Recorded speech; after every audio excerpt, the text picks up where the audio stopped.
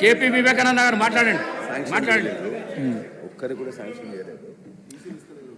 అధ్యక్ష, ఇది బాధ ఏంటంటే స్టూడెంట్స్ ఇరుక్కుపోయినారు విదేశాల పోయి ఇబ్బంది పడుతున్నారు అక్కడ.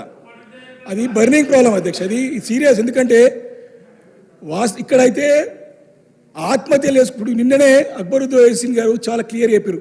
20 లక్షల రూపాయలు ఇవ్వాలంటే 5 లక్షలు తీసుకుంటారని చెప్పారు నిన్న క్లియర్గా. అక్బర్ గారు సీనియర్ శాసనసభ్యులు కదా అధ్యక్ష. వాస్తవం ప్రభుత్వము వీటిని దృష్టిలో తీసుకొని సరిదిద్దుకునే ప్రయత్నం చేస్తే పేద పిల్లలకు బాగుంటుంది. అది మా ఉద్దేశం తప్ప ఏదో రాజకీయాలు చేయాలంటే అవసరం కాదు అధ్యక్ష. స్పష్టంగా ఒకటే కోరుతా ఉన్నాను, ఈ 2024-25 సంబంధించిన అప్లికేషన్ దరఖాస్తులన్నీ కూడా ఇప్పటి కూడా కొత్తది ఒక్కటి కూడా ఇవ్వలేదని మా దృష్టికి వచ్చింది. ఎన్ని అప్లికేషన్స్ వచ్చినాయి, ఎంతమంది సెలెక్ట్ చేసిర్రు, ఫస్ట్ ఇన్స్టాల్మెంట్ ఏమైనా ఇచ్చిర్రా ఈ సంవత్సరం, దానిపైన స్పష్టత ఇవ్వాలని మంత్రి గారు కోరుతున్నారు. వారు 10 సంవత్సరాల నుంచి కలిపిందంతా కూడా కలిపి చెప్తా ఉన్నారు, కాదు ఈ సంవత్సరం చెప్పాలని కోరుతా ఉన్నాను.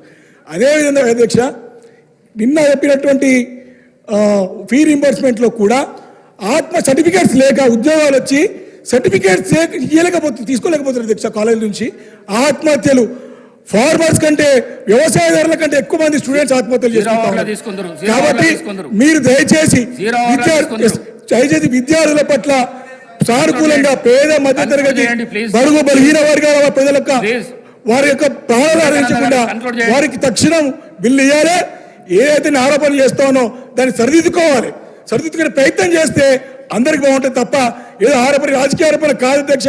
విత్ ఆల్ ప్రూఫ్ నిన్న మాట మీద నిలబడతా ఉన్నాను, ఈ 10% బంద్ చేసుకోవాలని చెప్పేసి కొడతా ఉన్నాను.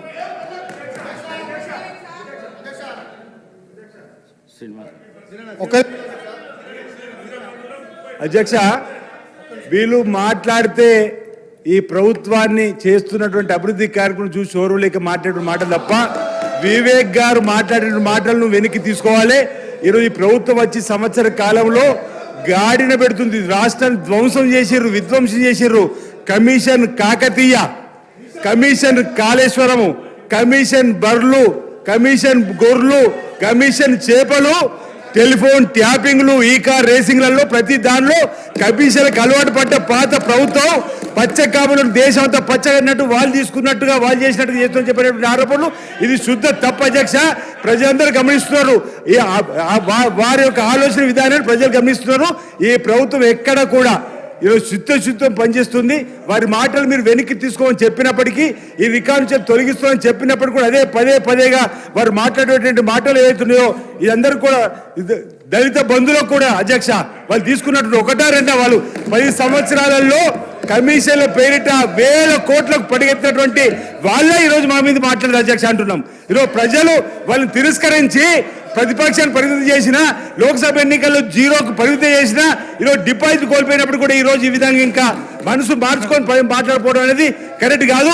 ఆ మాటలను తొలగించిన అధ్యక్ష ఈరోజు చైర్ను కూడా బెదిరించే విధంగా మాట్లాడుతున్నారు అధ్యక్ష.